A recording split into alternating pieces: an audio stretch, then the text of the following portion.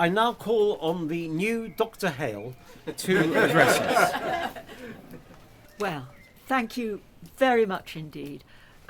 Number one thanks go to you, Remy Tager, for the very kind words that you have expressed towards me, and of course for your hospitality in hosting this wonderful ceremony here today. And thank you, Esther, for also joining in the hospitality and for reading out those extraordinary words from Ruth Halperin-Kaddari, which were quite overwhelming to me, that's how I should be seen by somebody. I have always had the hugest admiration for Israel and the people whom I have met there. I have visited the country, I think, on at least 6 occasions. 4 of them were for exchange visits between the lawyers and judiciary of the United Kingdom and the Supreme Court of Israel.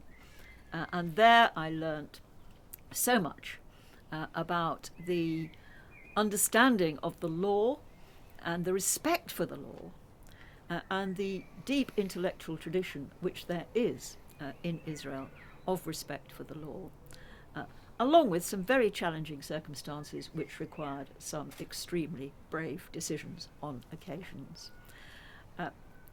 So much of beauty to love in the country. But I've also been there on 2 academic occasions. One was to give the Lionel Cohen Memorial Lecture, which I know Lawrence Collins, who is also here, has also given. And I gave that lecture on the subject of equality, which was probably quite a controversial subject to be talking about at the time. I also was there for the academic conference which Ruth mentioned, which was actually all about the Hague Convention on International Child Abduction, which I knew much more about than I did about anything else, because I spent so much of my time in the family division dealing with that convention, and very enjoyable the conference was too. I wish I had ever been able to visit Bar-Ilan University in person, but sadly that has not yet proved possible. But I did visit it virtually for the conference which Ruth organised, which was about feminism and the 3 Abrahamic religions. Because, of course, we all know that those 3 religions have more in common than they have separating them, although there are important things that separate them. But one of the things that they have in common is a problem with women. And that was